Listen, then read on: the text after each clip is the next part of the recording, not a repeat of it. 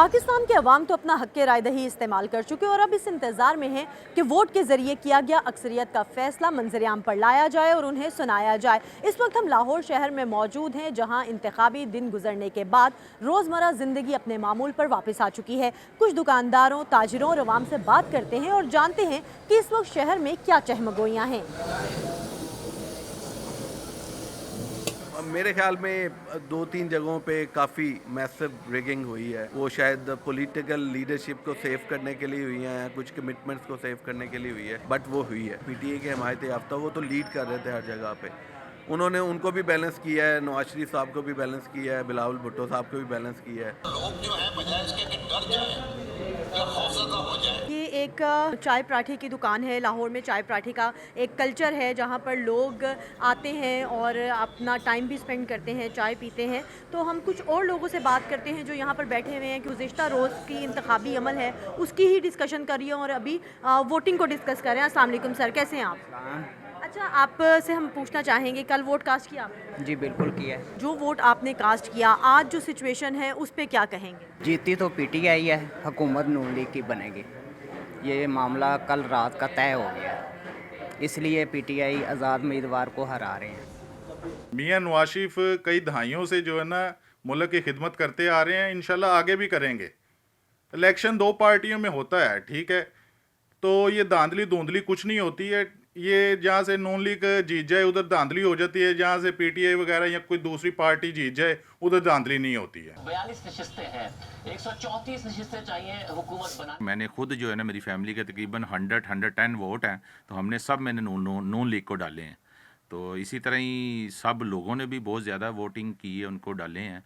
तो माशाल्लाह से मैं तो कहता हूँ कि नून लीग की हुकूमत बनाएगी। अगर धांधली होती तो सबसे पहले आप देखें कि ख्वाजा साद रफ़ीक साहब को मैंने खुद कल जाके वोट डाले हैं, मेरी फैमिली ने डाले हैं, तो वो भी हार जीत होती रहती है। तो ख्वाजा साहब ने खुद जो है ना उनको विश किया है। अपने घर से भी देख लें, कोई बच्चों से भी देखेंगे तो वो भी हार किसी को भी कोई मंजूर नहीं होती।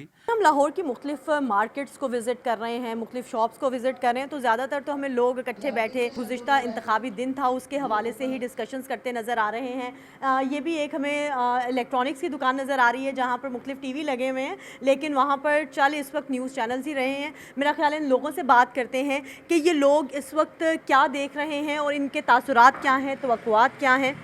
जमहूरी हक होता है कि हर किसी की सारे पंजाब में पीटीआई स्वीप कर रही थी और रात को 12:30 बजे तक बिल्कुल सही नतीजे आ रहे थे। उसके बाद एकदम वो डाउन हो गया इनका सिस्टम और जिस वक्त सुबह उठे हैं तो सारा कुछ हार गया हुआ था पीटीआई।